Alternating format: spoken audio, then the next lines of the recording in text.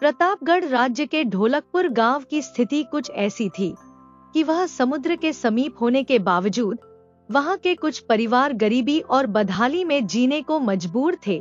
इसी गांव में रतन नाम का एक गरीब मछुआरा अपनी पत्नी राधा के साथ रहता था। रतन का जीवन समुद्र से मिलने वाले सीमित साधनों पर निर्भर था। एक दिन सुबह जब रतन अपना जाल लेकर समुद्र की ओर जाने की तैयारी कर रहा था, तभी राधा आंखों में आंसू लिए धीरे धीरे उसके पास आई। उसका स्वर दुहक और निराशा से भरा था। राधा ने कहा, पिछले 1 महीने से तुम रोज समंदर में मछलियाँ पकड़ने जा रहे हो, लेकिन तुम्हारे जाल में 1-2 मछलियों से ज्यादा नहीं फंसती। तुम्हारी मेहनत के बाद भी हम सिर्फ एक वक्त का खाना जुटा पाते हैं। हमारी बाकी रातें तो भूख के साथ ही गुजर जाती हैं। रतन ने राधा की बात को ध्यान से सुना।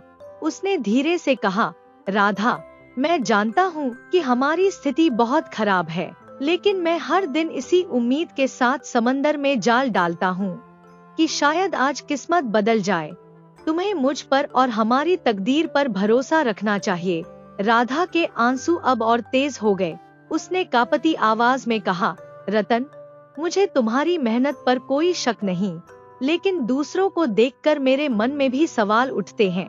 गांव के बाकी मछुआरों के घर खुशहाली से भरे हैं। उनकी पत्नियां, उनके बच्चे, सबकी जिंदगी में कोई न कोई खुशी है, और हमारा हाल देखो।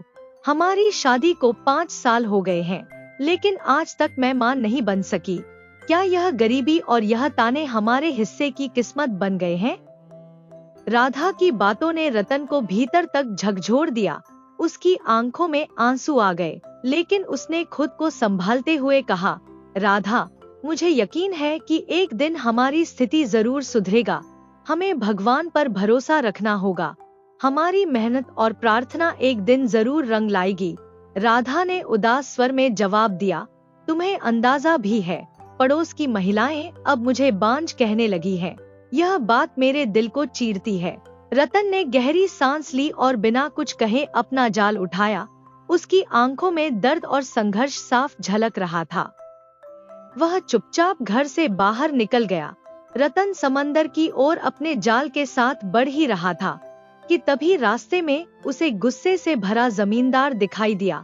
जमींदार ने ऊंची आवाज में पुकारा, ए रतन, ओ रतन, रुक जा, मैं तेरे घर ही जा रहा था। चलो, अच्छा हुआ जो तू मुझे रास्ते में ही मिल गया। रतन, जो पहले से ही परेशान था, थोड़ा सहम गया। उसने जमींदार की ओर मुड़कर विनम्रता से कहा, क्या हुआ मालिक? मुझसे कोई गलती हो गई है क्या? जमींदार ने अपनी मूंछों को ताव देते हुए क्रोध से कहा, गलती? ए भाई, भूल गया तू? कुछ महीने पहले तूने अपनी पत्नी की बीमारी का बहाना बनाकर मुझसे कर्जा लिया था। अब तक वो कर्जा चुकाया क्यों नहीं? मुझे आज ही मेरा धन चाहिए। रतन ने सर झुकाकर निवेदन किया, मालिक, मैंने कोई बहाना नहीं बनाया था। मेरी पत्नी वाकई गंभीर रूप से बीमार थी। जितना भी धन आपने दिया था, वह सब उसके इलाज में ही खर्च हो गया। मेरी हालत बहुत खराब है। कृपया थोड़ा समय और दे दीजिए, जमींदार ने ठहाका लगाते हुए कहा। ए भाई, मुझे तेरे हालात से कोई मतलब नहीं है। मैं सिर्फ इतना जानता हूँ कि कल सुबह तक मेरा धन लौट आना चाहिए, नहीं तो मैं तुझे और तेरी पत्नी को घर से बाहर फेंक दूंगा। समझा तू? रतन की आंखों में आंसू आ गए, पर जमींदार ने उसकी तकलीफ की ओर कोई ध्यान नहीं दिया। उसने सख्त लहजे में कहा, तू जाल में मछलियां फेंकता है या नहीं, इससे मुझे कोई फर्क नहीं पड़ता। अब मैं तुझे अपने जाल में फंसा कर रहूंगा। याद रखना, कल सुबह तक मेरा हिसाब पूरा कर देना। इतना कहकर जमींदार अपने आदमी लेकर वहां से चला गया। रतन भारी मन से समंदर के किनारे पहुंचा। उसकी आंखों में चिंता और बेपसी साफ झलक रही थी। उसने अपने जाल को पानी में डाला और भगवान से प्रार्थना करने लगा, हे भगवान, मेरी मदद करो। आज मेरे जाल में इतनी मछलियां फंसे कि मैं जमींदार का कर्ज चुका सकूं और अपनी पत्नी को भूखे पेट सोने से बचा सकूं। सूरज धीरे धीरे ढलने लगा। रतन ने बार बार जाल डाला, लेकिन हर बार उसका जाल खाली ही लौटता। उसकी उम्मीदें टूटने लगी। थक हार कर वह किनारे पर बैठ गया और फूट फूट कर रोने लगा। हे ईश्वर, ऐसा क्यों हो रहा है? पिछले कई दिनों से मेरे जाल में कुछ भी नहीं फंस रहा। अगर ऐसा ही रहा तो मुझे और मेरी पत्नी को आज फिर भूखे सोना पड़ेगा। ऊपर से वह जमींदार, उसने साफ साफ धमकी दी है कि अगर मैंने उसका कर्जा नहीं चुकाया तो वह हमें घर से बाहर कर देगा, मेरा घर छीन लेगा। मैं क्या करूं? मैं किससे मदद मांगूं? रतन की आंखें नम थी और उसका दिल भारी। समंदर की लहरें भी उसकी बेपसी पर जैसे आंसू बहा रही थी। रतन रात तक समंदर के किनारे एक पत्थर पर बैठा रहा। उसकी आंखें समंदर की लहरों पर टिकी थी और मन में गहरी निराशा छाई हुई थी। तभी अंधेरे में से एक वृद्ध साधु प्रकट हुआ। उसकी सफेद दाढ़ी और चमकती आंखों ने उसे एक रहस्यमय आभा दी। उसने रतन को ध्यान से देखा और बोले, बेटा, इतनी रात में समंदर के पास क्यों बैठे हो? घर जाओ। रतन ने सिर झुका लिया और थके हुए स्वर में बोला, साधु महाराज, घर जाकर क्या करूंगा? मेरी पत्नी राधा मेरा इंतजार कर रही होगी। यह सोचकर कि मैं कुछ मछलियां बेचकर और सब्जियां लेकर लौटूंगा, लेकिन आज तो मेरे जाल में एक भी मछली नहीं फंसी। मैं उसे क्या जवाब दूं? साधु मुस्कुराए और बोले, चिंता मत करो, समय हर किसी का बदलता है, तुम्हारा भी बदलेगा। लेकिन याद रखना, आधी रात के समय समंदर के पास रहना उचित नहीं। जिस तरह तुम्हारी एक दुनिया है, वैसे ही समंदर की भी अपनी अलग दुनिया है। इतना कहकर साधु ने रतन की ओर एक गहरी दृष्टि डाली और वहां से चले गए। रतन कुछ देर तक साधु की बातों को सोचता रहा। फिर उसने अपने आप से कहा, चलो, क्यों न एक बार और कोशिश कर लूं? शायद कोई चमत्कार हो जाए। उसने अपने जाल को उठाया और समंदर की ओर बढ़ गया। जैसे ही उसने जाल को पानी में फेंका, अचानक उसे महसूस हुआ कि जाल भारी हो गया है। उसकी आंखें चमक उठीं। अरे, लगता है कोई बड़ी मछली फंस गई है। हाँ, फंस गई। अब इसे बाहर निकालता हूँ। रतन ने पूरी ताकत से जाल खींचा, लेकिन जो उसने देखा, उसे देखकर उसकी आंखें विस्मय से चौड़ी हो गईं। जाल में कोई मछली नहीं, बल्कि एक सुंदर, लगभग 5-6 साल का बच्चा फंसा हुआ था। बच्चा जीवित था और उसकी त्वचा दूध जैसी उजली थी। वह आश्चर्य में पड़ गया और बड़बड़ाया, हे भगवान, यह कैसे संभव है? यह तो चमत्कार है। रतन ने जल्दी से बच्चे को जाल से बाहर निकाला। उसने देखा कि बच्चा अपनी मुट्ठी को कसकर बंद किए हुए था। रतन ने धीरे धीरे उसकी मुट्ठी खोली तो उसकी सांसें थम गईं। मुट्ठी में एक चमचमाती हुई हीरे की अंगूठी थी। यह अंगूठी तो बहुत कीमती है। यह बच्चा और यह अंगूठी मेरे जाल में कैसे फंसे? क्या यह सच में भगवान का वरदान है? रतन ने कुछ पल सोचा और फिर निर्णय लिया। उसने बच्चे को अपनी गोद में उठा लिया और प्यार से उसकी ओर देखा। शायद ईश्वर ने मुझे यह बच्चा किसी विशेष उद्देश्य के लिए भेजा है। मैं इसे अपने घर ले जाता हूँ। यह बच्चा मेरे जीवन में उजाला लाएगा। इतना कहते हुए रतन उस बच्चे को लेकर अपने छोटे से घर की ओर चल पड़ा। उधर रतन की पत्नी राधा घर के आंगन में बेसब्री से उसका इंतजार कर रही थी। जैसे ही रतन दरवाजे पर पहुंचा, राधा की नजर उसके हाथ में पकड़े एक सुंदर से बच्चे पर पड़ी। हैरान होते हुए राधा बोली, ये बच्चा कौन है? यह तो बड़ा ही सुंदर है। रतन ने एक गहरी सांस ली और बोला, भाग्यवान, यह बच्चा मेरे जाल में फंसा था। सोचो यह कैसा चमत्कार है। मैं भी कुछ समझ नहीं पा रहा हूँ कि ये सब कैसे हुआ। राधा ने बच्चे को ध्यान से देखा और उसकी मासूमियत पर मोहित होकर बोली, जो भी हो, यह बच्चा तो बेहद प्यारा है और फिर हमारी तो कोई संतान भी नहीं है। क्यों न इसे अपना लें? रतन की आंखों में संकोच और चिंता का भाव उभरा। उसने कहा, तुम ठीक कह रही हो राधा, लेकिन हम तो खुद ही मुश्किलों में जी रहे हैं। रोज की रोटी जुटाना तक मुश्किल है, ऊपर से इस बच्चे का पालन पोषण कैसे करेंगे? राधा ने आश्वासन भरे शब्दों में कहा, हो सकता है इस बच्चे के आने से हमारी किस्मत बदल जाए। यह भगवान का वरदान है। रतन थोड़ी देर तक चुप खड़ा रहा, फिर राधा से बोला, राधा, एक और मुसीबत है। जमींदार आज धमकी देकर गया है कि अगर कल तक उसका कर्ज नहीं चुकाया तो वह हमें घर से बाहर निकाल देगा। राधा चिंतित हो गई। उसने बच्चे की ओर देखा, जो अब उसकी गोद में शांत बैठा था। तभी रतन ने धीरे से कहा, इस बच्चे के हाथ में एक हीरे की अंगूठी थी। मैं सोच रहा हूँ कि क्यों न उस अंगूठी को जमींदार को दे आऊं। शायद वह इसके बदले हमारा कर्ज माफ कर दे। राधा ने मुस्कुराते हुए रतन की ओर देखा और कहा, यह अंगूठी बेशक बहुत कीमती है, लेकिन इससे भी ज्यादा कीमती यह बच्चा है। यह हमारे जीवन में खुशियों की रोशनी लेकर आया है। इसे भगवान ने हमें सौंपा है। राधा ने बच्चे के सिर पर प्यार से हाथ फेरते हुए कहा, आज से यह हमारा बेटा है। हम इसे नीलेश कहकर बुलाएंगे। रतन ने राधा की बातों पर सहमति में सिर हिलाया। उसकी आंखों में अब चिंता की जगह एक नई उम्मीद झलक रही थी।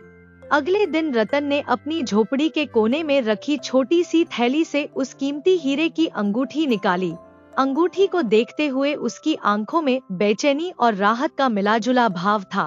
उसने ठान लिया था कि यह अंगूठी जमींदार को देकर अपने ऊपर का कर्ज खत्म करेगा। रतन अंगूठी को सावधानी से पकड़ते हुए जमींदार की हवेली की ओर चल पड़ा। जमींदार अपने बड़े से आंगन में महंगी कुर्सी पर बैठे हुए हुक्के का आनंद ले रहा था। जैसे ही उसने रतन को आते देखा, उसने तंज कसते हुए कहा, अरे मछुआरा रतन, आज तो जल्दी आ गया। कहीं मेरे पैसे लेकर आया है क्या? रतन ने झुकते हुए उत्तर दिया, जमींदार साहब, पैसे तो नहीं हैं, लेकिन मेरे पास यह हीरे की अंगूठी है।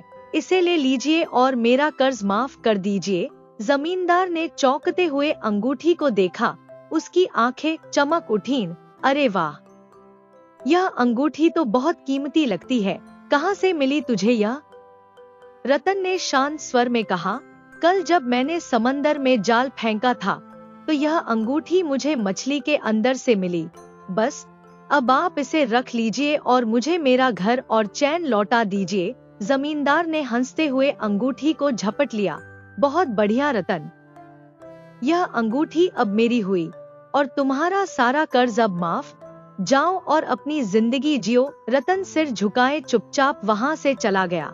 लेकिन जैसे ही रतन की परछाई जमींदार की हवेली से बाहर निकली, जमींदार ठहाका मारकर हंसने लगा। क्या मूर्ख है ये रतन, इतनी कीमती अंगूठी इतनी कम कर्ज के बदले मुझे दे गया। अगर यह अंगूठी राज्य के बाजार में बेचता तो इसकी जिंदगी बदल जाती, लेकिन मूर्खों के साथ ऐसा ही होता है। जमींदार ने अंगूठी को अपने हाथों में उठाकर ध्यान से देखा। उसकी आंखों में लालच की चमक थी। तभी हवेली के अंदर अचानक से अंधेरा छा गया।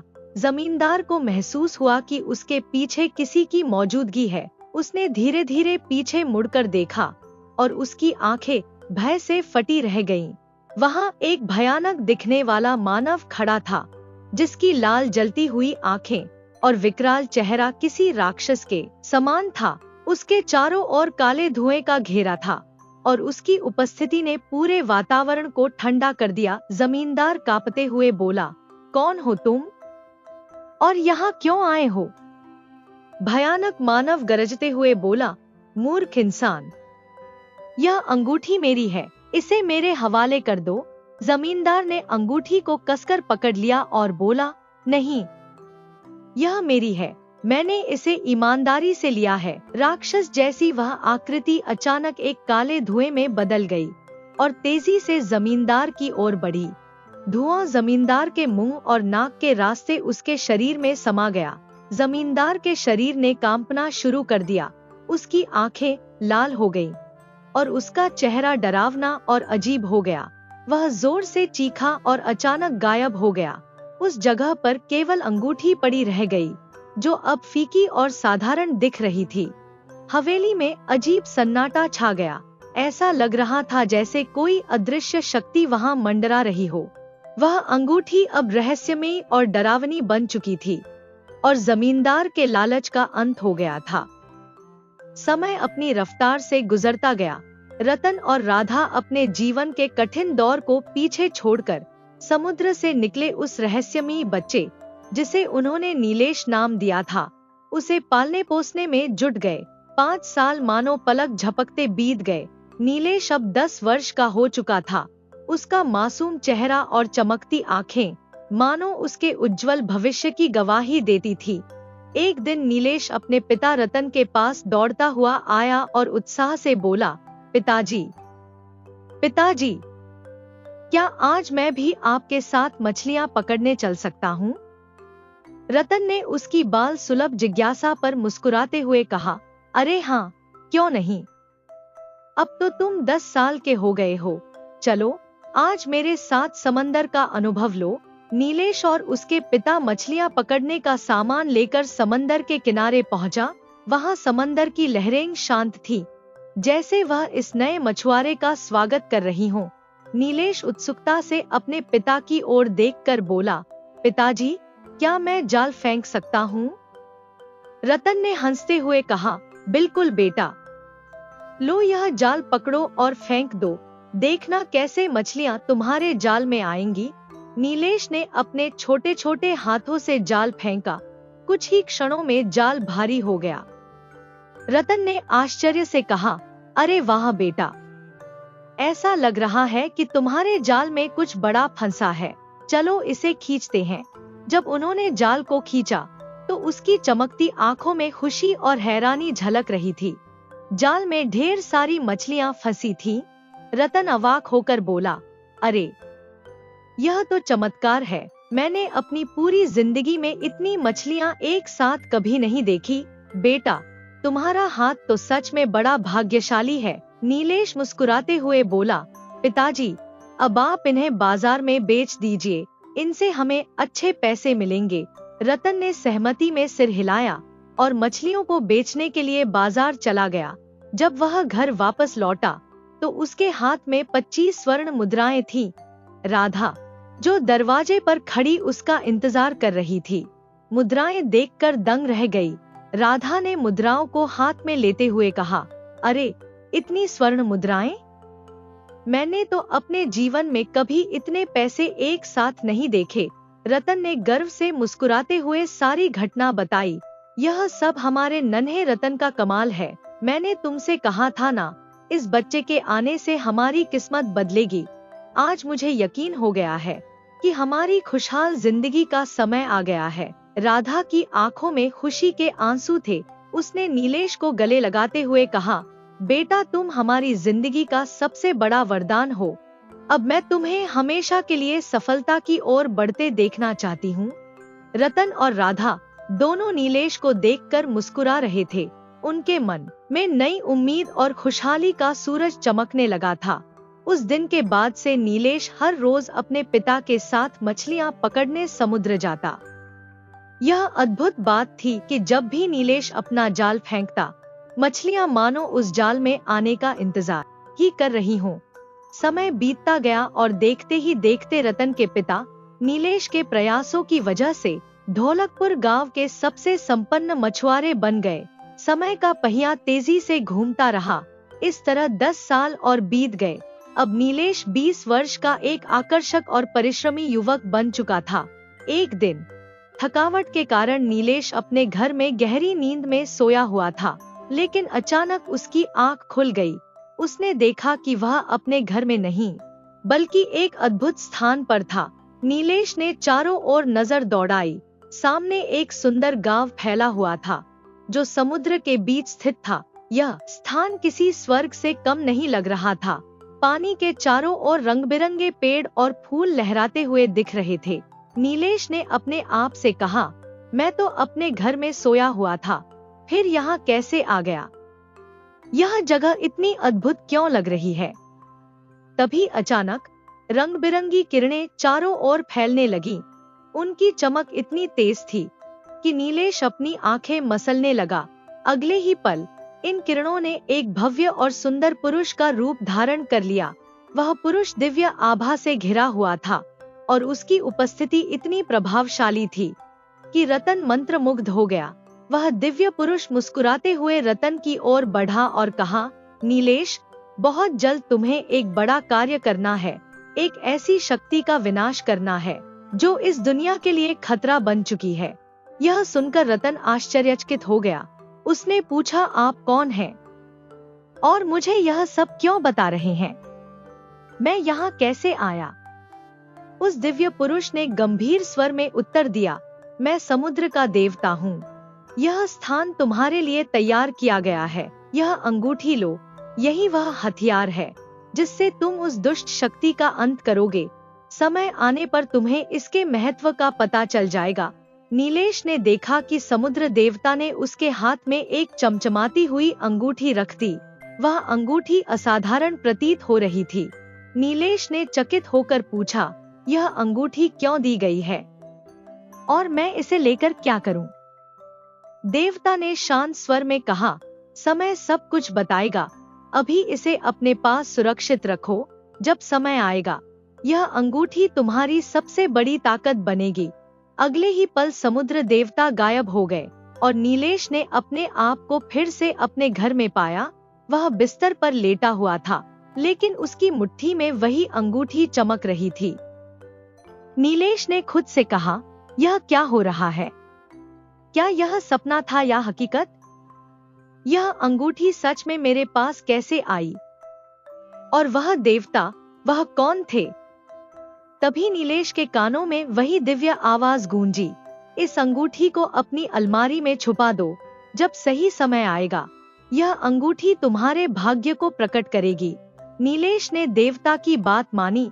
उसने अंगूठी को अपनी अलमारी में छुपा दिया, लेकिन उसके मन में रहस्य और सवालों का एक सैलाब उमड़ पड़ा। यह सब कुछ क्यों हो रहा है? क्या मेरे जीवन में कुछ बड़ा घटने वाला है? नीलेश के चेहरे पर चिंता और उत्सुकता का मिश्रण था। तभी नीलेश की आंखें अचानक खुल गईं। उसका शरीर पसीने से तरबतर था और वह तेजी से सांस ले रहा था। माथे पर बहते पसीने की बूंदें देखकर नीलेश के माता-पिता रतन और राधा घबरा गए। राधा चिंतित होकर बोली, क्या हुआ बेटा? तुम्हारी ये हालत क्यों हो गई? नीलेश ने गहरी सांस लेते हुए कहा, माँ, मैंने एक बहुत ही अजीब और विचित्र सपना देखा। ऐसा सपना जिसे समझना मेरे लिए मुश्किल है। नीलेश ने अपने सपने की पूरी कहानी रतन और राधा को सुनाई। समुद्र के देवता, वह अद्भुत अंगूठी और वह संदेश, सब कुछ सुनकर रतन और राधा एक दूसरे को देखने लगे। रतन ने मुस्कुराते हुए कहा, बेटा, सपने तो सपने होते हैं, उन पर इतना विचार करना ठीक नहीं। चलो अब सो जाओ, रात बहुत हो चुकी है। नीलेश ने अपने पिता की बात सुनते हुए सिर हिलाया और वापस सो गया, लेकिन उसके मन में अब भी कई सवाल उमड़ घुमड़ रहे थे। अगले दिन राजा विक्रम की सुंदर पुत्री राजकुमारी सुलेखा अपनी दासी के साथ समुद्र के किनारे खड़ी थी। समंदर की शांत और लहराती लहरों को देखना उसे बहुत भाता था, लेकिन उसके मन में एक दुख भी था। पिताजी तो मुझे महल से बाहर ही नहीं निकलने देते। राजकुमारी ने अपनी दासी से कहा, आज मैं चुपके से यहाँ आई हूँ। कितना सुकून है इस समंदर के पास। दासी ने थोड़ा डरते हुए कहा, राजकुमारी, आपके कहने पर मैं आपको यहाँ ले तो आई हूँ, लेकिन मुझे डर है। अगर महाराज को यह पता चल गया तो वह मुझे नहीं छोड़ेंगे। सुलेखा हंसते हुए बोली, डरने की कोई जरूरत नहीं, मैं पिताजी को समझा दूंगी, तुम्हें कुछ नहीं होगा। सुलेखा की बात पूरी भी नहीं हुई थी कि अचानक वहाँ एक युवक आ गया। वह साधारण कपड़ों में था, परंतु उसके हाथ में एक बांसुरी थी। उसने बांसुरी बजानी शुरू की। उसकी बांसुरी की मधुर धुन सुनकर राजकुमारी मंत्रमुग्ध हो गई। सुलेखा ने दासी से कहा, देखो कितनी अद्भुत बांसुरी बजा रहा है यह व्यक्ति। मैंने ऐसा संगीत पहले कभी नहीं सुना। लेकिन अगले ही पल उस व्यक्ति की आंखें अचानक लाल हो गईं। उसकी मुस्कान भयानक लगने लगी। इससे पहले कि कोई कुछ समझ पाता, वह युवक अचानक सुलेखा के पास आया और उसका हाथ पकड़ लिया। सुलेखा डर से चिल्लाई, लेकिन वह युवक एक तेज हवा के झोंके के साथ राजकुमारी को गायब कर चुका था। दासी यह देखकर डर से कांपने लगी। उसके हाथ पैर ठंडे पड़ गए। किसी तरह हिम्मत जुटाकर वह महल की ओर भागी। महल में पहुंचकर दासी ने सारी घटना राजा विक्रम को बताई। दासी कांपती हुई बोली, महाराज, मेरी आंखों के सामने राजकुमारी सुलेखा गायब हो गई। वह व्यक्ति कौन था मैं नहीं जानती। राजा विक्रम क्रोध में गरजते हुए बोले, मूर्ख दासी, तुम्हारी हिम्मत कैसे हुई मेरी बेटी को महल से बाहर ले जाने की?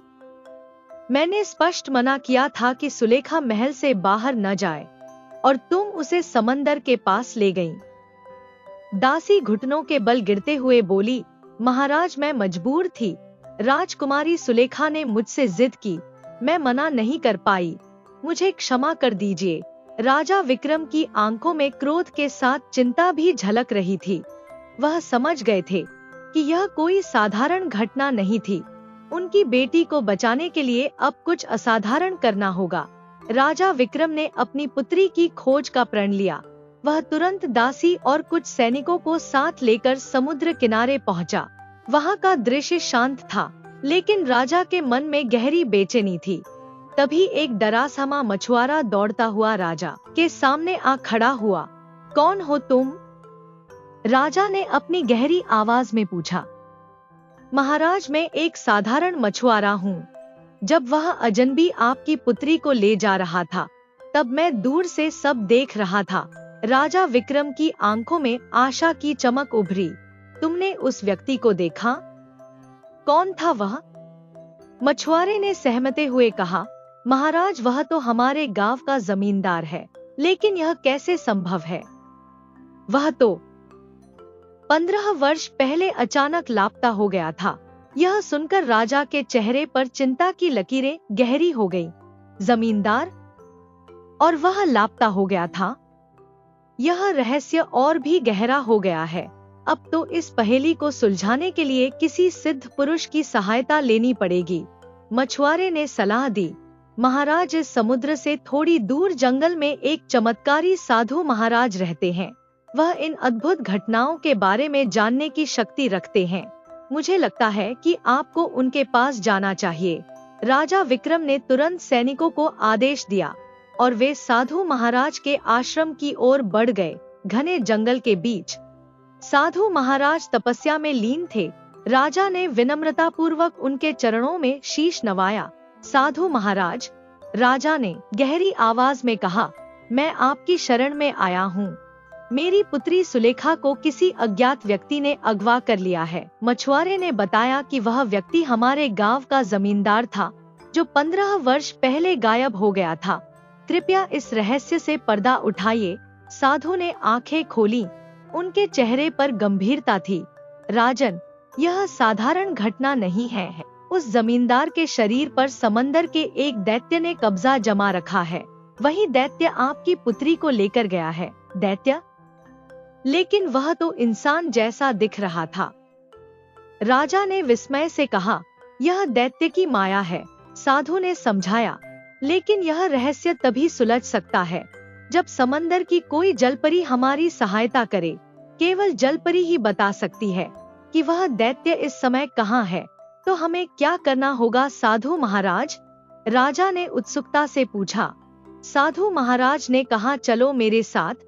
साधु महाराज ने अपनी मंत्र शक्ति से समंदर की लहरों को बुलाया। लहरें अचानक तेज हो गईं, जैसे किसी अदृश्य शक्ति ने उन्हें जागृत कर दिया हो। राजा विक्रम और उनकी पूरी सेना अवाक होकर इस दृश्य को देख रहे थे।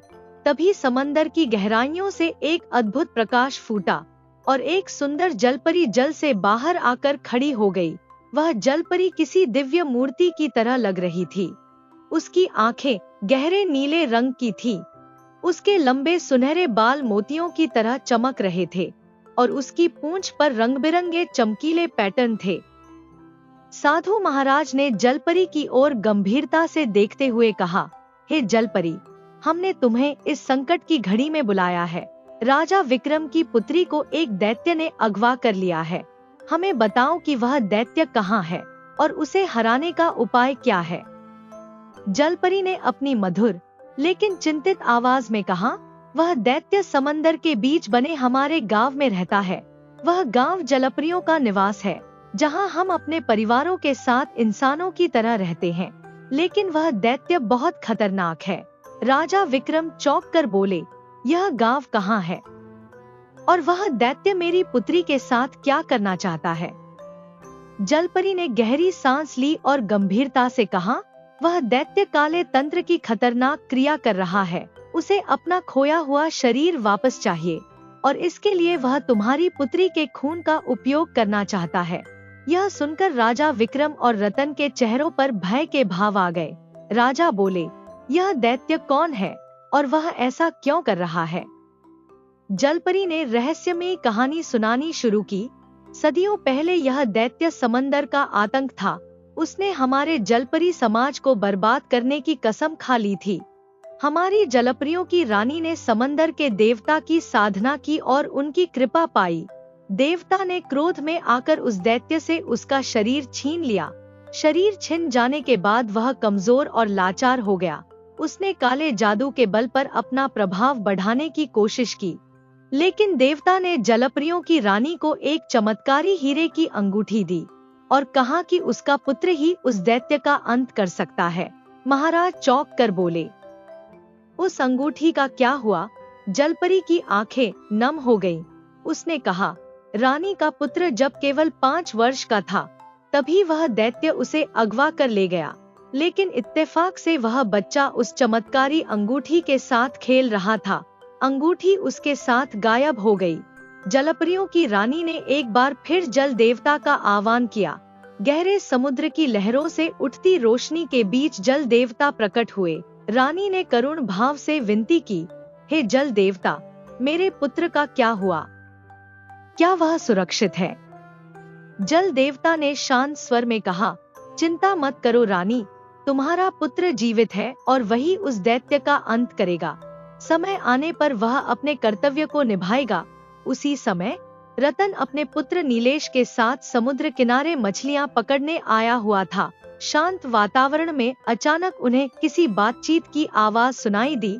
उत्सुकता के साथ वे दोनों छिपकर देखने लगे। सामने जलपरी और साधु महाराज के बीच गहरी चर्चा चल रही थी। साधु ने जलपरी से पूछा, तो यह दैत्य कहाँ है और उसका अंत कौन कर सकता है? जलपरी ने गंभीर स्वर में जवाब दिया, वह दैत्य समुद्र के बीच जलपरियों के गांव में छिपा है। उसका अंत केवल वह कर सकता है जो जलपरियों की रानी का खोया हुआ पुत्र है। तभी साधु की नजर रतन और नीलेश पर पड़ी। वह तुरंत पहचान गया, रतन, यह तुम ही हो। 15 वर्ष पहले तुम मुझे समुद्र किनारे उदास बैठे मिले थे।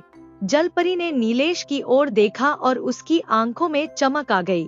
वह भावुक होकर बोली, साधु महाराज, यह युवक इंसान नहीं है, यह तो हमारी जलपरी जाति का है। यह रानी का खोया हुआ पुत्र है। मैं इसे दूर से पहचान सकती हूँ। यही वह योद्धा है जो उस दैत्य का अंत कर सकता है। रतन अवाक रह गया। साधु ने गहरी नजरों से देखते हुए पूछा, सच सच बताओ, यह युवक कौन है?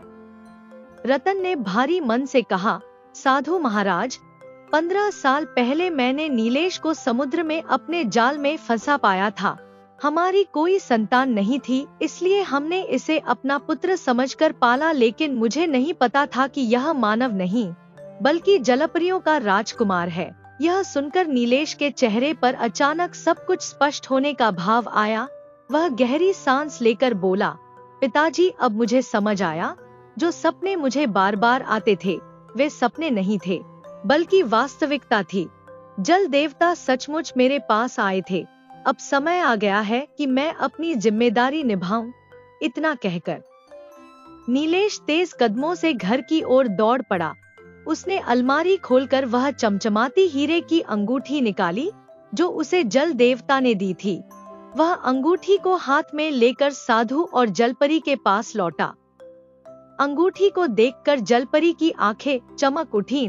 वह बोली, यही वह अंगूठी है जो दैत्य का अंत कर सकती है और इसे केवल तुम ही उपयोग कर सकते हो। नीलेश ने अंगूठी को देखते हुए कहा, अब मुझे उस दैत्य का सामना करना है, मुझे बताइए मैं वहाँ कैसे पहुँच सकता हूँ। जलपरी ने गंभीर स्वर में कहा, तुम इंसान नहीं हो, अपनी आंखें बंद करो और केवल यह सोचो कि तुम उस दैत्य के पास हो, तुम्हारी शक्तियाँ तुम्हें वहीं पहुँचा देंगी। नीलेश ने अपनी आंखें बंद की और मन ही मन जलपरी की बताई विधि को दोहराने लगा। अगले ही पल उसके चारों ओर रंग बिरंगी किरणें चमकने लगी। हवा में एक तेज झोंका उठा और वह वहां से गायब हो गया।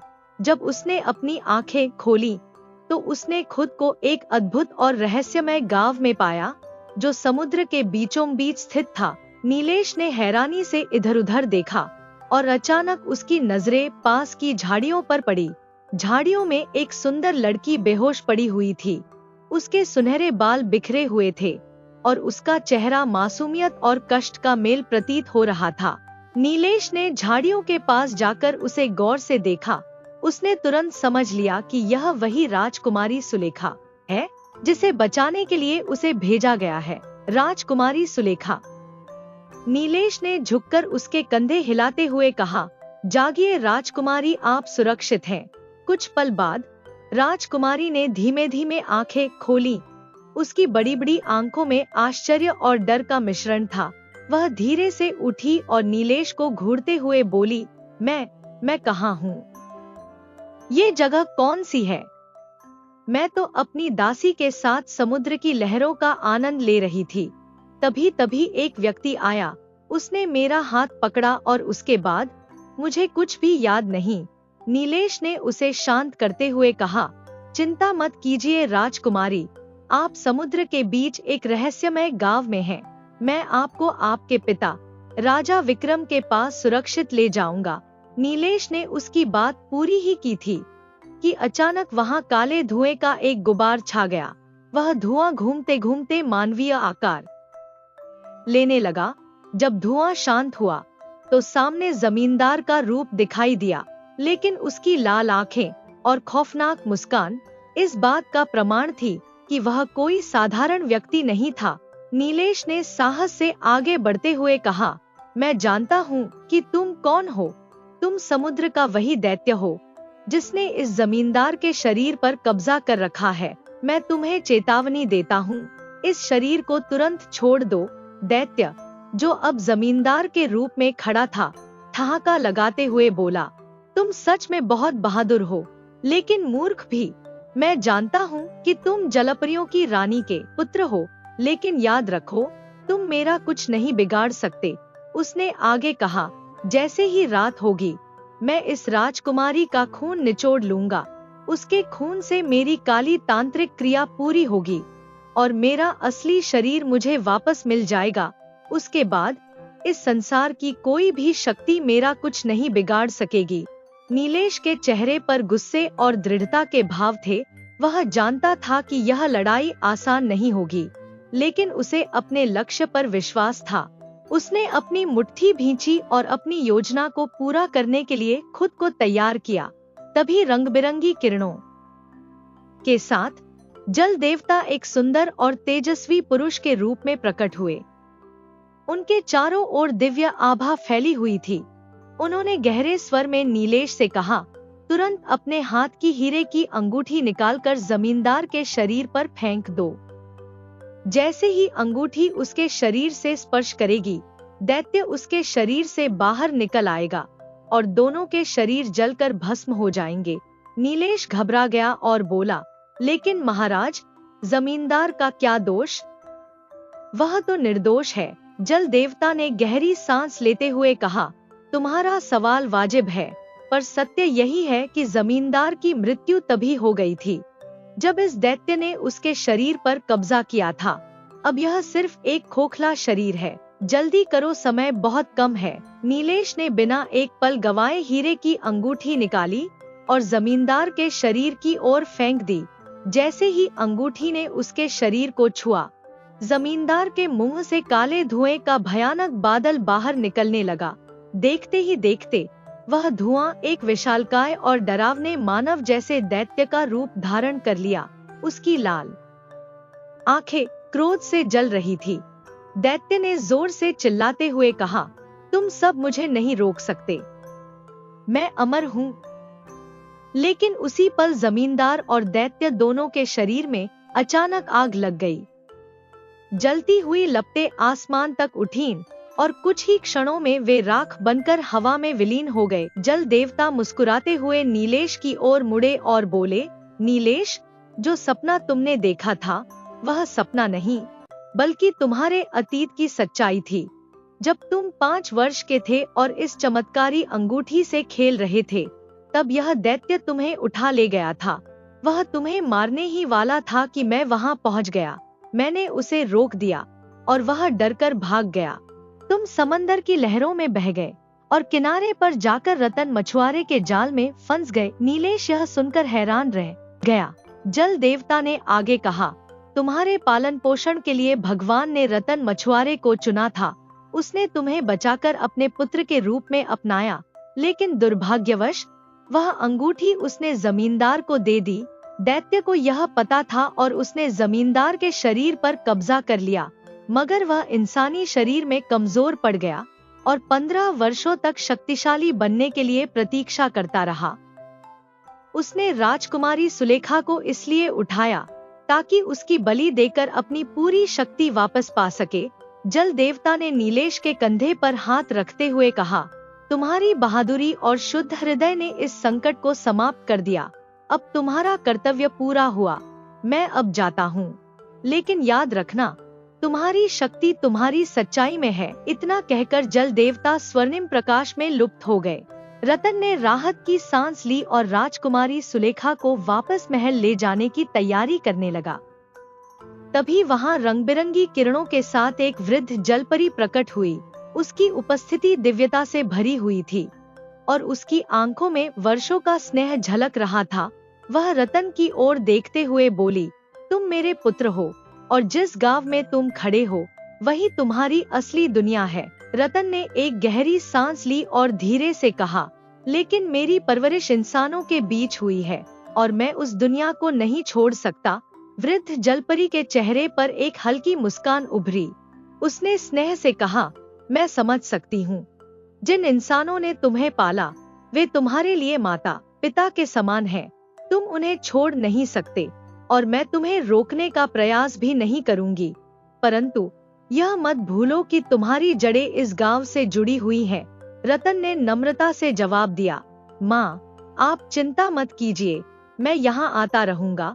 जब भी आपका मन हो मुझे पुकार लेना, मैं हमेशा आपके पास आऊंगा। वृद्ध जलपरी की आंखों में चमक बढ़ गई। उसने आशीर्वाद देते हुए कहा, जब भी तुम्हारा मुझसे मिलने का मन करे अपनी आंखें बंद कर लेना और मेरा स्मरण करना। तुम अपने आप को इसी गांव में पाओगे। यह कहते हुए वृद्ध जलपरी ने अपने दोनों हाथ आकाश की ओर उठाए। उसकी आंखों से रंग बिरंगी किरणें निकलने लगीं, जो नीलेश और राजकुमारी सुलेखा के शरीर पर पड़ने लगीं। वे दोनों धीरे धीरे हल्के प्रकाश में लिपटे और कुछ ही क्षणों में समुद्र के किनारे प्रकट हो गए।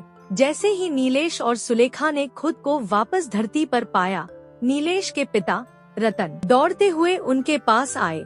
उनकी आंखों से खुशी के आंसू बह रहे थे। उन्होंने नीलेश को गले लगाते हुए कहा, बेटा, मैं तो सोच रहा था कि अब तो कभी वापस नहीं आएगा। मेरा लाल, मेरा कलेजे का टुकड़ा, तू वापस आ गया। अब मेरी जान में जान आई। नीलेश ने अपने पिता को गले लगाते हुए कहा, पिताजी, आप कैसी बातें कर रहे हैं? मैं आपको और माँ को कभी नहीं छोड़ सकता। बस अब मैं यहाँ हूँ आपके पास। उनकी इस भावुक मुलाकात को देखकर वहाँ खड़े लोग भी भाव विभोर हो गए। राजा विक्रम ने अपनी पुत्री राजकुमारी सुलेखा को गले लगाते हुए कहा, सुलेखा, मैं तुम्हारे बिना अधूरा महसूस कर रहा था। अब तुम वापस आ गई हो। मेरा संसार फिर से पूरा हो गया।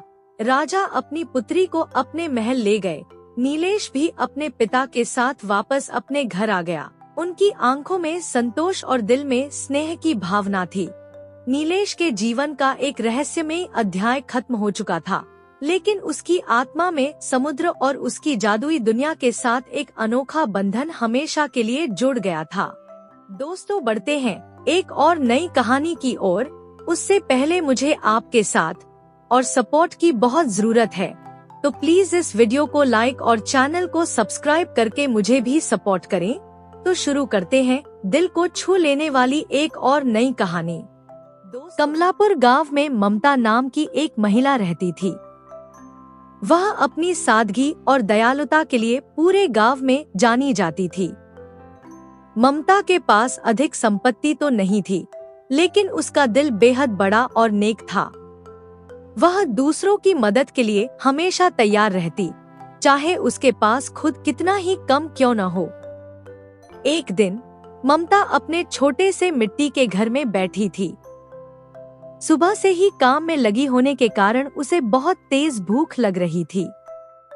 उसने जैसे ही चूल्हे पर पकी हुई रोटियों और सब्जी की थाली उठाई और खाने के लिए बैठी, तभी उसकी झोपड़ी के बाहर किसी के कराने की आवाज आई। माई, कुछ खाने को दे दो, एक थकीहारी बूढ़ी भिखारिन की आवाज सुनाई दी। ममता ने थाली एक तरफ रख दी और दरवाजे की ओर भागी। वहां उसने देखा कि एक कमजोर और भूखी बूढ़ी महिला फटेहाल कपड़े पहने थके कदमों से उसकी ओर देख रही थी। ममता ने प्रेम भरी आवाज में कहा, आओ अम्मा, मैं अभी खाने ही बैठी थी, तुम भी आओ, मेरे साथ खाना खाओ। बूढ़ी महिला की आंखों में पानी आ गया। वह हिचकिचाते हुए बोली, नहीं बेटी, यह तुम्हारा खाना है। मैं 3 दिन से भूखी हूँ, लेकिन मैं कहीं और से मांग लूंगी। तुम्हारे पास तो इतना ही है, तुम खा लो। ममता ने मुस्कुराते हुए कहा, अरे अम्मा, भूख सबकी एक जैसी होती है, तुम इसे खा लो। मुझे तो कल रात ही खाना मिल गया था, मुझे इसकी उतनी जरूरत नहीं जितनी तुम्हें है। बूढ़ी भिखारिन पहले तो ममता की बात सुनकर सकपकाई, लेकिन ममता के आग्रह को देखकर उसने थाली उठा ली। भूख से तड़पती वह बूढ़ी महिला धीरे धीरे खाने लगी और थोड़ी ही देर में उसने पूरी थाली साफ कर दी। खाने के बाद वह बूढ़ी महिला ममता के पैरों में गिर पड़ी और फूट फूट कर रोने लगी। उसने कहा, बेटा, आज तूने इस बूढ़ी को अपने हिस्से का खाना खिलाकर मुझ पर जो उपकार किया है, उसका बदला मैं कभी नहीं चुका सकती। भगवान तुझे हमेशा खुश रखेगा, तेरे घर में कभी कमी न होगी, सुख समृद्धि तेरे कदम चूमेगी। ममता ने उसे उठाया और कहा, अम्मा, मुझे कुछ नहीं चाहिए, तुम्हारी मुस्कान और आशीर्वाद ही मेरे लिए सबसे बड़ा वरदान है। भिखारिन ने ममता को ढेर सारे आशीर्वाद दिए और आंसू पोंछते हुए वहां से चली गई। ममता के चेहरे पर संतोष और खुशी की चमक थी। उसे यह एहसास हुआ कि किसी भूखे का पेट भरने से जो सुकून मिलता है, वह दुनिया की किसी चीज से नहीं मिल सकता। अब ममता अपनी झोपड़ी में बैठी थी। भूख उसे बुरी तरह सताने लगी थी। जब उसने अपने घर के सारे बर्तन देखे तो वे सभी खाली थे। न चावल, न आटा और न ही कोई सब्जी। भूख की आग और खाली बर्तन देखकर उसने निश्चय किया कि उसे काम की तलाश में बाहर निकलना होगा। उसने मन ही मन सोचा, कोई काम मिलेगा तो उससे थोड़े पैसे कमाकर अनाज लाऊंगी और खाना बना लूंगी। अपनी झोपड़ी का दरवाजा बंद करके ममता बाहर निकली। उसके पड़ोस में रहने वाली चंपा, जो सुबह से अपने आंगन में गेहूं साफ कर रही थी, उसे दिखाई दी। चंपा का पति भी वहीं बैठा हुआ था। चंपा के सामने गेहूं के बड़े ढेर को देखकर उसके पति ने चिंतित स्वर में कहा, अरे चंपा, इतना सारा गेहूं है, शाम तक कैसे साफ हो पाएगा? यह तो असंभव लग रहा है। चंपा ने हल्की मुस्कान के साथ जवाब दिया, तुम चिंता मत करो, वो देखो, गांव की ममता बहन इधर ही आ रही हैं। मैं उनसे मदद मांग लूंगी। उनको तो दूसरों की मदद करने का एक अजीब सा पागलपन सवार है। उसके पति ने सिर हिलाकर कहा, ठीक है, अगर ममता ने मदद कर दी तो काम जल्दी हो जाएगा। ममता धीरे धीरे चंपा के घर के पास से गुजर रही थी। चंपा को देखकर वह रुक गई और उसके हालचाल पूछने लगी।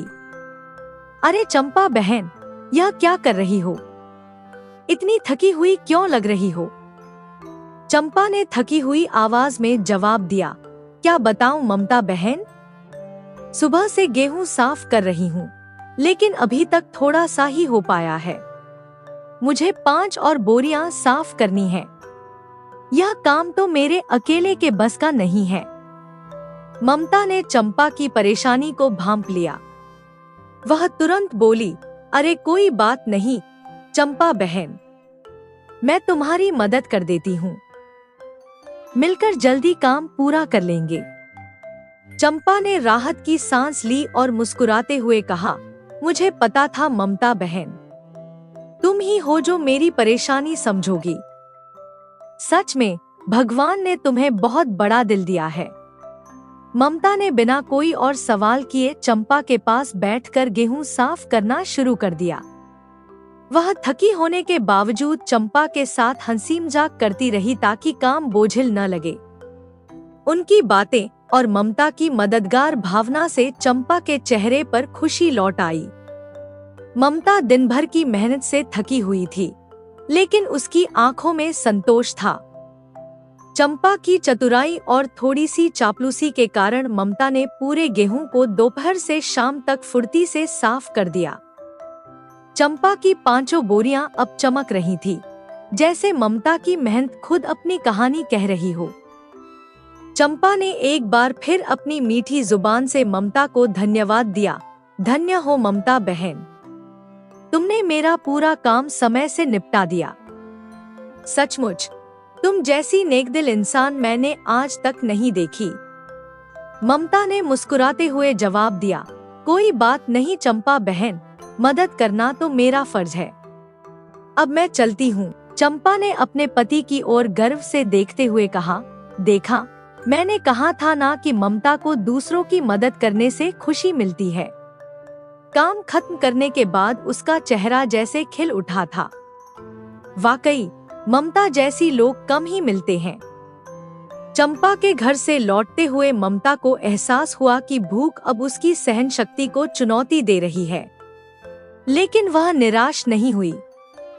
चलो पास की दुकान से उधार सामान ले आती हूँ, आज रात खाना तो बन ही जाएगा, उसने खुद से कहा। दुकान से सामान लेकर वह अपने छोटे से घर लौट आई। मिट्टी के चूल्हे पर उसने जल्दी जल्दी खाना पकाया। चूल्हे की धीमी धीमी आग और उसके हाथों की मेहनत से खाना तैयार हुआ। जब उसने पहला निवाला खाया तो उसकी थकान जैसे गायब हो गई। उसने मन ही मन सोचा, भगवान का लाख लाख शुक्र है। खाना खाकर वह चैन की नींद सो गई। सवेरा होते ही ममता की नींद बाहर से आ रही तेज आवाजों से टूट गई। ऐसा लग रहा था जैसे कोई जोर जोर से झगड़ रहा हो। उसने चौंक कर सोचा, अरे यह कैसी आवाजें हैं? लगता है कोई किसी को पीट रहा है। यह गांव में क्या हो रहा है? मुझे जाकर देखना चाहिए। अपनी हल्की सी फटी हुई चादर को ओढ़ते हुए ममता ने दरवाजे को खोला। सूरज की पहली किरणों के बीच गांव के चौपाल से आ रही चीखें और गहमा-गहमी उसे भीतर तक बेचैन कर गईं। ममता सुबह के शांत माहौल में दरवाजा खोलते ही बाहर आई। बाहर गहमा-गहमी और शोर शराबे का माहौल था। उसने देखा पड़ोस की मालती अपने पति को डंडे से पीट रही थी। पास खड़े लोग तमाशा देख रहे थे। ममता तुरंत भीड़ के पास गई और एक बूढ़ी चाची से पूछा, चाची ये क्या हो रहा है? मालती अपने पति को क्यों पीट रही है? चाची ने गहरी सांस लेते हुए कहा, बेटा मालती को प्रसाद खाना था और उसका पति पैसे नहीं दे रहा है, इसीलिए वह गुस्से में उसे मार रही है। ममता ने देखा कि मालती गुस्से में आग बबूला होकर अपने पति पर लगातार डंडे बरसा रही थी। उसके पति ने हाथ जोड़ते हुए कहा, मालती बस करो, मुझे माफ कर दो, मेरे पास और पैसे नहीं हैं। यह दृश्य देखकर ममता का दिल द्रवित हो गया। ममता ने पास जाकर मालती से पूछा, मालती, आखिर ऐसा क्यों कर रही हो? क्या तुम्हारे पति ने कोई बड़ी गलती की है? मालती ने गुस्से में कहा, ममता, तुम हमारे मामले में मत पड़ो। ये आदमी सारा दिन बाहर काम करता है और घर आकर सिर्फ 50 रुपए देता है। बाकी पैसे कहाँ जाते हैं यह मुझे नहीं बताता।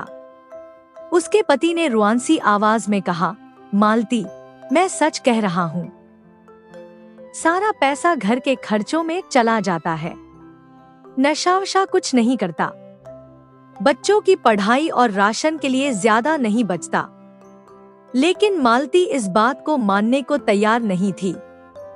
उसने फिर से अपने पति पर डंडे से वार करना शुरू कर दिया। ममता का गुस्सा अब 7वें आसमान पर पहुंच गया। उसने मालती के हाथ से डंडा छीनकर उसे एक जोरदार थप्पड़ मारा। बस करो मालती, अपने गुस्से को काबू में रखो। अगर तुम्हारे पति के पास पैसे नहीं हैं, तो इसका मतलब ये नहीं कि तुम उसे पीटोगी। ममता की सख्त आवाज ने सबको चुप कर दिया। मालती ने गुस्से में कहा, तो क्या करूं? ममता, घर का खर्चा कैसे चलेगा? ममता ने अपनी चादर के कोने से कुछ रुपए निकाले और मालती को थमाते हुए कहा, ये लो पैसे, लेकिन आज के बाद ये तमाशा बंद कर देना। कोई भी समस्या मारपीट से हल नहीं होती। अपने पति के साथ बैठकर बात करो और मिलकर समस्याओं का समाधान निकालो। यह देखकर वहां खड़ी भीड़ ताली बजाने लगी। एक औरत ने कहा, ममता सच में गांव की असली नायक है। उसे हमारा सरपंच होना चाहिए। बूढ़े बाबा, जो अब तक चुप थे, मुस्कुराते हुए बोले, सच कहा बेटी, अगर ममता जैसी औरत गांव की सरपंच बनेगी तो हमारे सारे दुख खत्म हो जाएंगे। ममता ने झिझकते हुए कहा, नहीं बाबा, मैं कोई नेता नहीं बनना चाहती। मुझे बस आप सबकी मदद करने से खुशी मिलती है। यही मेरी असली संतुष्टि है। बाबा ने गंभीर होकर कहा, बेटा, एक सच्चे नायक की यही पहचान होती है कि वह खुद से पहले दूसरों का भला सोचे, और यह गुण तुम में कूट कूट कर भरा है। ममता के इस नेक काम ने वहां मौजूद हर व्यक्ति का दिल जीत लिया। सबने उसकी तारीफ की और सोचने लगे कि ममता जैसी औरत ही समाज को नई दिशा दे सकती है। दूसरी ओर सोनी अपने घर पर अपने पति चंपक के साथ आराम से बैठी थी। चंपक आराम से एक चारपाई पर लेटा हुआ था और सोनी अपने अगले चुनाव की रणनीतियों के बारे में सोच रही थी। तभी उनका नौकर दौड़ते हुए आया और हांफते हुए बोला, मालकिन, आज ममता ने पूरे गांव में तहलका मचा दिया है। सोनी ने उसे घूरते हुए पूछा, क्या कहा तूने? ममता, वो बेसहारा औरत, उसने अब क्या कर दिया? नौकर ने तुरंत जवाब दिया, मालकिन, आज गांव के लोग ममता के जयकारे लगा रहे थे। उन्होंने उसे अगले सरपंच के रूप में देखना शुरू कर दिया है। उसकी रैली में पूरा गांव शामिल था। यह सुनते ही सोनी का चेहरा तमतमा उठा। उसने गुस्से में अपनी मुट्ठियां भींच ली और चिल्लाई, मुझे तो पहले से ही अंदेशा था कि यह ममता एक दिन हमारे लिए मुसीबत बन जाएगी। अब वह मेरे रास्ते का रोड़ा बनने की कोशिश कर रही है। चंपक ने उसे शांत करने की कोशिश करते हुए कहा, अरे सोनी, तुम क्यों परेशान हो रही हो? वह ममता, जो खुद मुश्किलों से जूझ रही है, भला हमारे मुकाबले कैसे टिक पाएगी? लेकिन सोनी का गुस्सा शांत नहीं हुआ।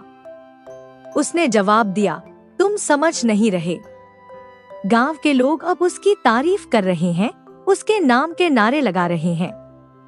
यह चुनाव हमारे लिए खतरे में पड़ सकता है। हमें इसे रोकने के लिए कुछ करना होगा। कुछ दिन बाद सोनी ने अपनी चुनावी रैली निकाली। उसने सोचा था कि पूरा गांव उसकी रैली में शामिल होगा, लेकिन हुआ ठीक इसका उल्टा। रैली में बस 5-10 लोग ही मौजूद थे, जो भी सोनी के पुराने समर्थक थे। वह अपनी गाड़ी में बैठी गुस्से से भीड़ की कमी देख रही थी। तभी दूर से ढोलन गाड़ों की आवाज सुनाई दी। जब उसने देखा तो उसकी आंखें चौंधिया गईं। ममता पैदल चलकर अपनी रैली निकाल रही थी। उसके साथ सैकड़ों लोग थे। लोग ममता के लिए नारे लगा रहे थे, हमारी नई सरपंच ममता हो। सोनी की रैली के लोग, जो पहले उसके साथ खड़े थे, धीरे धीरे उठकर ममता की रैली में शामिल होने लगे। यह देख सोनी का चेहरा लाल हो गया। उसने गुस्से में चंपक से कहा, देखा तुमने, इस ममता ने मेरी सालों की सरपंची पर तमाचा मार दिया है। ये भीड़ बता रही है कि अगली सरपंच वही होगी। चंपक ने गंभीर स्वर में कहा, तुम सही कह रही हो सोनी, ये ममता अगली सरपंच जरूर बनेगी। सोनी चौंक कर बोली, तुम ऐसा क्यों कह रहे हो? चंपक ने उसकी आंखों में देखते हुए कहा, क्योंकि उसकी लोकप्रियता गांव में फैल चुकी है। लेकिन तुम चिंता मत करो, वह सरपंच बन भी गई तो ज्यादा दिन टिक नहीं पाएगी। सोनी ने चंपक से पूछा, मतलब तुम कुछ जानते हो? चंपक मुस्कुराते हुए बोला, बस तुम देखते जाओ। कुछ दिनों बाद गांव में चुनाव के नतीजे आ चुके थे और ममता ने भारी मतों से जीत दर्ज की थी। पूरे गांव में बस ममता की ही चर्चा थी। जहां देखो लोग उसकी ईमानदारी, दयालुता और मेहनत की तारीफ करते न थकते। हर गली, हर चौपाल पर ममता का नाम गूंज रहा था। वहीं दूसरी ओर सोनी के घर के बाहर सन्नाटा पसरा रहता। पहले जहां लोग उसके दरवाजे पर झुंड बनाकर बैठते थे, अब वहां कोई झांकने तक नहीं आता था। यह सब देखकर सोनी के दिल में ममता के प्रति गहरी जलन और घृणा भरने लगी। सोनी अपनी खीज मिटाने के लिए चंपक से शिकायत करती, यह ममता तो जैसे हमारे पूरे अस्तित्व पर सवाल खड़ा कर रही है। लोग उसकी तारीफों के पुल बांधते नहीं थकते। अब सोचो, अगली बार चुनाव में मैं कैसे जीत पाऊंगी? चंपक ने उसके कंधे पर हाथ रखकर उसे सांत्वना दी, अरे चिंता क्यों करती हो? अगली सरपंच तो तुम ही बनोगी। ममता बस अभी नई नई बनी है, इसलिए लोग उसकी तारीफ कर रहे हैं। देखना, जल्द ही सब भूल जाएंगे। लेकिन सोनी को यह दिलासा रास नहीं आ रहा था। वह गुस्से में बोली, क्या भूलेंगे? उसने जो काम 2 महीनों में किए हैं, वो मैंने अपने पूरे 5 साल के कार्यकाल में नहीं किए। और राशन बांटने का समय आने वाला है। गांव वाले तो जैसे उसके नाम की माला ही जपते हैं कि इस बार राशन में कोई मिलावट नहीं होगी। लोग इसी उम्मीद में थे, तभी तो उसे सरपंच चुना। इधर ममता ने भी अपनी जिम्मेदारी बखूबी निभाई। जब राशन बांटने का दिन आया तो उसने सबके लिए समान मात्रा में शुद्ध अनाज बांटने का आदेश दिया। गांव के लोग राशन पाकर बेहद खुश थे। एक महिला ने कहा, मैं तो कहती थी कि ममता के राज में ईमानदारी होगी। देखो, इस बार मुझे हर बार से 10 किलो ज्यादा अनाज मिला है। यह सुनकर पास खड़ी मालती ने व्यंग्य किया, हाँ हाँ, ये तो उसकी जिम्मेदारी है, इसमें नया क्या है? तभी किसी ने हंसते हुए कहा, अरे मालती भला ममता की तारीफ क्यों करेगी? याद नहीं, उसने सबके सामने इसे एक जोरदार थप्पड़ मारा था। यह सुनकर वहां खड़े सभी लोग हंस पड़े। एक बूढ़े ने हंसते हुए कहा, भाई, वो दृश्य तो कैसे भूला जा सकता है। ममता के एक थप्पड़ से मालती को तारे नजर आ गए थे। ममता की लोकप्रियता दिन ब दिन बढ़ रही थी। गांव के हर कोने में उसकी ईमानदारी और मेहनत के किस्से सुनाए जा रहे थे। वहीं सोनी अपने घर में बैठी अपने अगले कदम की योजना बना रही थी। लेकिन गांव के लोग अब पूरी तरह ममता के साथ थे और सोनी के लिए उनकी सोच में बदलाव लाना आसान नहीं था। गांव में धीरे धीरे एक अजीब सी मायूसी छा गई। एक दिन मालती, जो अब तक राशन के मामले में चुप थी, गुस्से में राशन का थैला उठाकर अपने घर चली गई। लेकिन इसके कुछ ही दिन बाद गांव में अजीब घटनाएं घटने लगी। एक एक करके लोग बीमार पड़ने लगे। बच्चों को बुखार, बूढ़ों को कमजोरी और नौजवानों को उल्टियां होने लगी। पूरे गांव में एक तरह की खामोशी और बेचैनी छा गई। इस स्थिति को देख सोनी के मन में एक योजना बनी। उसने तुरंत शहर से एक प्रसिद्ध डॉक्टर को बुलवाया और गांव में मुफ्त इलाज का ऐलान कर दिया। डॉक्टर ने गांव के हर बीमार व्यक्ति की जांच की और एक बैठक बुलाई। सोनी, जो अपने पति चंपक के साथ डॉक्टर के पास बैठी थी, बड़े ही निर्दोष चेहरे से बोली, डॉक्टर साहब, आखिर ऐसा क्या हो गया है हमारे गांव में? अचानक से सभी लोग बीमार क्यों पड़ रहे हैं? डॉक्टर ने गंभीरता से रिपोर्ट देखी और कहा, गांव वालों, मैंने आपकी जांच की है। आपके शरीर में मिलावटी अनाज खाने की वजह से यह हालत हुई है। क्या आप बता सकते हैं कि आपने यह अनाज कहां से लिया? गांव के लोग, जो पहले से ही परेशान थे, एक दूसरे की तरफ देखने लगे। एक बुजुर्ग ने धीमे स्वर में कहा, डॉक्टर साहब, हमने तो वही अनाज खाया जो हमारी नई सरपंच ममता ने बंटवाया था। यह सुनकर सोनी, जो अब तक चुप थी, तुरंत खड़ी हो गई। उसके चेहरे पर दुख और गुस्से का मिलाजुला भाव था। वह बोली, क्या कहा? ममता ने यह राशन बंटवाया था? ओह गांव वालों, यह तो सरासर अन्याय है। हमने उसे इसलिए सरपंच बनाया ताकि वह हमारा भला करे, और यह देखो, उसने हमारे खाने में ही जहर मिला दिया। डॉक्टर ने सिर हिलाते हुए कहा, रिपोर्ट तो यही कहती है, इस अनाज में मिलावट थी। यह सुनकर गांव वालों का गुस्सा फूट पड़ा। मालती, जो अब तक शांत थी, चिल्लाई, वाह ममता, वाह! हमने तो सोचा था कि तुम हमारी भलाई के लिए काम करोगी, लेकिन तुमने तो हमें बीमार करने की ठान ली। सोनी से तो यह अच्छा था, उसने कभी खराब राशन नहीं बांटा। एक औरत बोली, हम कम अनाज में भी गुजारा कर लेंगे, लेकिन खराब अनाज से नहीं।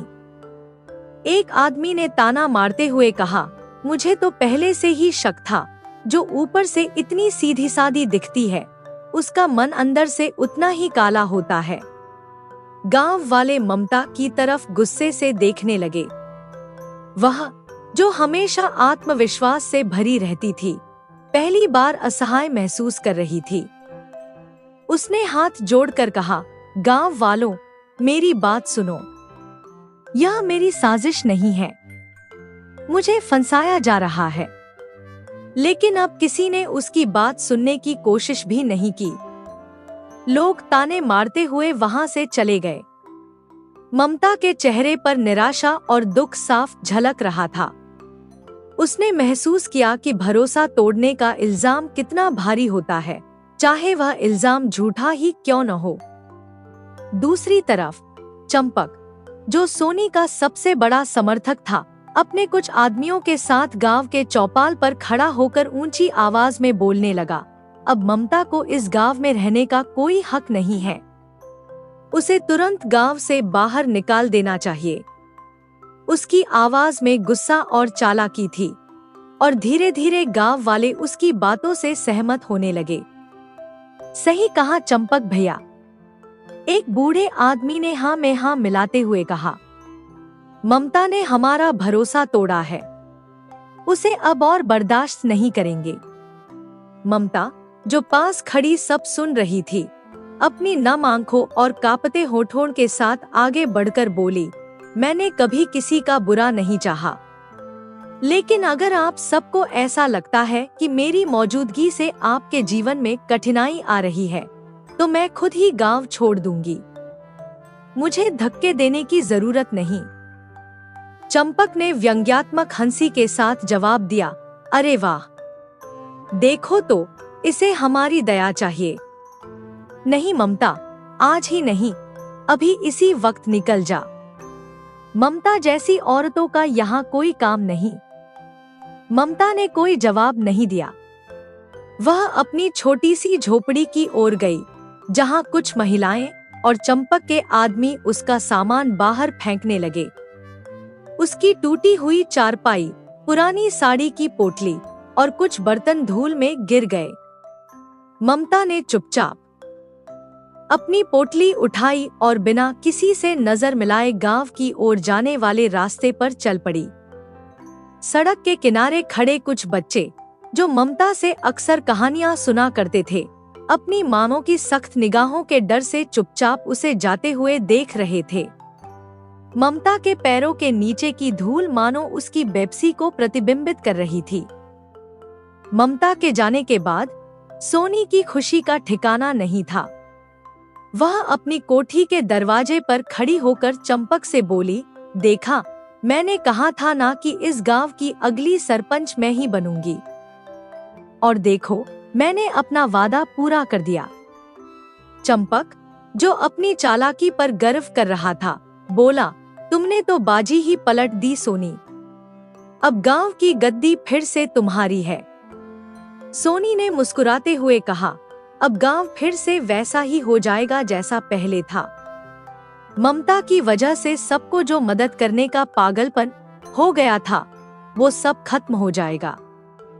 अब हर कोई अपने अपने काम में व्यस्त रहेगा। वाकई धीरे धीरे गांव में सब कुछ पहले जैसा हो गया। लोग फिर से एक दूसरे की मदद करना भूल गए। ममता के समय की ईमानदारी और सद्भाव धीरे धीरे गायब हो गए। जो लोग कभी उसकी तारीफ करते नहीं थकते थे, वे अब उसकी बातें याद तक नहीं करते थे। सोनी ने अपने तरीकों से गांव पर दोबारा राज कायम कर लिया, लेकिन ममता की अनुपस्थिति ने गांव के दिल से इंसानियत और आपसी सहयोग को मिटा दिया। कुछ हफ्तों बाद की बात है। एक शाम सोनी का नौकर जंगल से गुजर रहा था। सन्नाटे में हल्की हल्की हवा सरसराते हुए चल रही थी। तभी उसने दो आदमियों को धीरे धीरे बात करते हुए सुना। अरे भाई, क्या कह रहा है? ये वही ममता थी? हाँ भैया, वही ममता जो कुछ महीने के लिए कमलापुर की सरपंच बनी थी, लेकिन बाद में गांव वालों ने उसे गांव से निकाल दिया। शायद उसी अपमान की वजह से उसने फांसी लगाकर आत्महत्या कर ली होगी। लेकिन मैंने तो सुना था कि वह बहुत नेकदिल थी, सबकी मदद करती थी। सही बात है भैया, लेकिन सरपंच बनने के बाद से ही उसकी मुसीबतें शुरू हो गईं। अरे, उसकी मौत को तो 1 हफ्ता हो गया। बहुत बुरा हुआ भैया। ये बातें सुनते ही नौकर के रोंगटे खड़े हो गए।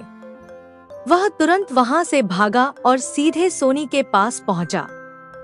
उसने सोनी और चंपक को सारी बात बताई। यह सुनते ही सोनी और चंपक के चेहरे पर एक अजीब सी खुशी झलकने लगी। चंपक ने मुस्कुराते हुए कहा, देखा, मैंने कहा था ना, ममता हमारे रास्ते का सबसे बड़ा रोड़ा है। अब वो हमेशा के लिए हट गई। सोनी ने भी ठहाका लगाते हुए कहा, हाँ, अब गांव में हमें रोकने वाला कोई नहीं बचा। अगले दिन यह खबर पूरे गांव में आग की तरह फैल गई कि ममता ने आत्महत्या कर ली है। लोग तरह तरह की बातें करने लगे। बहुत गलत हुआ। ममता तो बहुत अच्छी थी। उसने हमेशा मेरी मदद की थी। अरे छोड़ो, वह बहुत घमंडी थी। अपनी बेइज्जती सहन नहीं कर पाई, इसलिए फांसी लगा ली। जो भी कहो, उसने मेरे मुश्किल समय में हमेशा साथ दिया था। धीरे धीरे गांव में एक और अजीब अफवाह फैलने लगी। लोगों का कहना था कि ममता की आत्मा अब गांव में भटक रही है। गांव वाले रात को घर से बाहर निकलने से डरने लगे। कुछ ने दावा किया कि उन्होंने सफेद साड़ी पहने एक औरत को देखा है, जिसके बाल खुले हुए थे। भाई, मैंने तो अपनी आंखों से देखा। उसकी लाल लाल आंखें जैसे मुझे घूर रही थी। फिर उसने ममता जैसी आवाज में मुझसे पूछा, तुझे कोई मदद चाहिए? भाई, मेरे तो हाथ पांव फूल गए। हाँ, मैंने भी उसे कुएं के पास देखा। वो सफेद साड़ी में थी और उसने कुएं में छलांग लगा दी। वो कह रही थी कि वो बदला लेने आई है। इस तरह की बातें पूरे गांव में फैल गईं। लोग डरे सहमे रहने लगे। गांव के कई लोग रात में बाहर निकलने से भी कतराने लगे। लेकिन सोनी और चंपक इन बातों को बकवास मानते थे। अरे, ये गांव वाले भी ना हर छोटी छोटी बात पर भूत बना देते हैं। हाँ, और हम तो हैं ही बहादुर। चलो, आज रात गांव में घूमकर देखते हैं कि इस भूत की कहानी में सच कितना है। सोनी और चंपक ने गांव के सन्नाटे भरे माहौल को परखने का फैसला किया। उन्हें यकीन था कि यह सब महज अफवाहें हैं, लेकिन उन्होंने नहीं जाना कि इस रात उनके साथ क्या होने वाला है। उस रात गांव की सुनसान गलियां सन्नाटे में डूबी हुई थी। चांदनी रात में बस झींगुरों की आवाज गूंज रही थी। सोनी और चंपक दोनों गांव वालों को ममता के भूत की अफवाहों को झूठा साबित करने के इरादे से गलियों में घूम रहे थे। सोनी लालटेन थामे आगे आगे चल रही थी, जबकि चंपक उसके पीछे पीछे डराडरा सा कदम रख रहा था। अचानक एक पेड़ के पीछे से सफेद साड़ी पहने एक औरत प्रकट हुई। उसके लंबे खुले बाल, चमकती लाल आंखें और भयानक चेहरा देखकर दोनों के होश उड़ गए। चंपक कांपते हुए बोला, अरे ये तो ममता का भूत है। सोनी डर से चीख पड़ी, हाँ, ये तो सच में ममता लग रही है। उस सफेद साड़ी वाली औरत ने गहरी आवाज में कहा, सोनी, मुझे सब पता है। तुमने मुझसे बदला लेने के लिए ये सारा खेल रचा था, है ना? सोनी कांपते हुए बोली, नहीं नहीं, मैंने कुछ नहीं किया, ये सब चंपक ने किया था। ममता का चेहरा और भी भयानक हो गया। उसने गुस्से में चंपक की तरफ देखा और तेज आवाज में बोली, सच बताओ चंपक, वरना मैं तुम्हें कभी चैन से नहीं रहने दूंगी। चंपक डर के मारे घुटनों पर गिर पड़ा। उसकी आवाज कांप रही थी, नहीं, मुझे मत मारो। मैं सब कबूल करता हूँ। मैंने ही राशन में दवाई मिलाई थी ताकि गांव वाले बीमार पड़े। फिर मैंने सोनी के साथ मिलकर तुम्हें गांव से बाहर निकलवा दिया। ये सब साजिश थी, ममता। ममता ने क्रोध भरी आवाज में कहा, अब तुम्हें यह सच्चाई पूरे गांव के सामने बतानी होगी। चलो, सबको सच बताओ। मौत के डर से सोनी और चंपक ने ममता से वादा किया कि वे अगले दिन पंचायत में सब कुछ कबूल करेंगे। गांव के चौपाल पर बड़ी भीड़ जमा थी। ममता का सच जानने के लिए सभी बेचैन थे। पंचायत की बैठक शुरू हुई। सोनी और चंपक को गांव वालों के सामने लाया गया। दोनों के चेहरे पर शर्म और डर साफ दिख रहे थे। चंपक ने कांपती आवाज में कहा, हमने ममता को बदनाम करने के लिए साजिश रची। हमने राशन में दवाई मिलाई और सबको बीमार किया ताकि गांव वाले ममता पर दोष लगाएं और उसे सरपंची से हटा दें। सोनी ने भी रोते हुए अपनी गलती स्वीकार की। गांव वाले क्रोध में भड़क उठे। यह बहुत बड़ा अपराध है। एक बूढ़े ने कहा, इन्हें गांव से बाहर निकाल देना चाहिए। पंचायत ने फैसला सुनाया कि सोनी और चंपक को गांव से हमेशा के लिए निकाल दिया जाए। जब गांव वाले शांत हुए तो ममता ने सबके सामने आकर कहा, मैं मरी नहीं थी। मैंने यह नाटक इसलिए किया ताकि सोनी और चंपक की सच्चाई सामने आ सके। मैंने सिर्फ आप सबका विश्वास वापस पाने के लिए यह रास्ता चुना। गांव वाले शर्मिंदा होकर ममता से माफी मांगने लगे। ममता, हमें माफ कर दो। हमने तुम्हें बिना कुछ सोचे समझे दोषी ठहरा दिया। गांव वालों ने ममता को फिर से सरपंच बना दिया। उसके बाद गांव में एक बार फिर से शांति और एकता लौट आई। सबने मिलकर ममता के साथ न्याय किया। और ममता ने वादा किया कि वह हमेशा उनकी भलाई के लिए काम करती रहेगी। इस तरह ममता ने अपनी बुद्धिमानी और साहस से न केवल अपनी सच्चाई साबित की, बल्कि गांव के लोगों का विश्वास और दिल भी जीत लिया। दोस्तों, अगर आपको वीडियो अच्छी लगी हो तो जाने से पहले प्लीज इस वीडियो को लाइक और चैनल को सब्सक्राइब करते हुए जाइए। और हाँ, कमेंट में लिखकर जरूर बताएं कि आपको वीडियो कैसी लगी। धन्यवाद। हंसते रहिए, मुस्कुराते रहिए, लाइफ में मोटिवेटेड रहिए।